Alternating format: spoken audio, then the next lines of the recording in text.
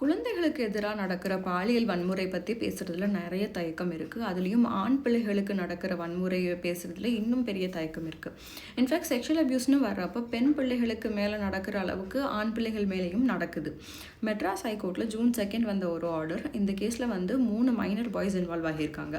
இந்த கேஸை ஹைகோர்ட்டுக்கு அப்பீல் பண்ணது பசங்களோட அம்மாமார்கள். கேஸ் அப்பாமார்கள் மேலே.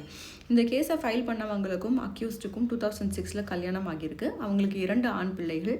2011 அவங்களோட தங்கச்சிக்கும் அவங்க ஹஸ்பண்டோட தம்பிக்கும் கல்யாணம் ஆகுது.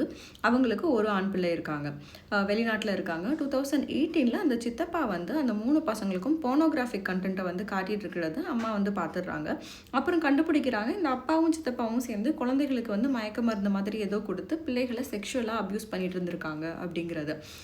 அந்த பிள்ளைகள் மறுத்தா அவங்களுக்கு சூடு போடுறது, இந்த மாதிரி நிறைய அப்யூஸ் நடந்திருக்கு. அப்புறம் இந்தியா அவங்க அம்மாவோட வீட்டில் இருக்காங்க. 2019 அவங்க அம்மா வீட்டில் இருக்கிறப்போ அந்த பசங்களை கூட்டிகிட்டு போய் திருப்பி அப்யூஸ் பண்ணியிருக்காங்க. இதை அவங்க அம்மா கண்டுபிடிச்சி கேஸ் ஃபைல் பண்ணுறாங்க. பாக்ஸோ ஆக்டில் அஃபென்சஸ் இருக்குன்னு ஃபைனல் ரிப்போர்ட் சொல்ல ட்ரையல் கோர்ட் அக்யூஸ்டை கில்ட்டின்னு சார்ஜ் பண்ணுறாங்க. 20 years கடுங்காவல் தண்டனை விதிக்கிறாங்க. அந்த பிள்ளைகளுக்கு இன்ட்ரம் காம்பன்சேஷனாக 25,000 ஆர்டர் பண்ணுறாங்க. இதுக்கு அகேன்ஸ்டாக அம்மா ஹைகோர்ட் போகிறாங்க. இந்த 3 ஆண் பிள்ளைங்களும் பல வருஷமாக அப்பாவாலையும் சித்தப்பாவாலையும் அப்யூஸ் பண்ணப்பட்டிருக்காங்க. ட்ரையல் கோர்ட் கூட ஆர்டர் பண்ணும்போது இந்த பசங்களுக்கு post traumatic stress disorder PTSD இருந்திருக்குன்னு நோட் பண்ணியிருக்காங்க.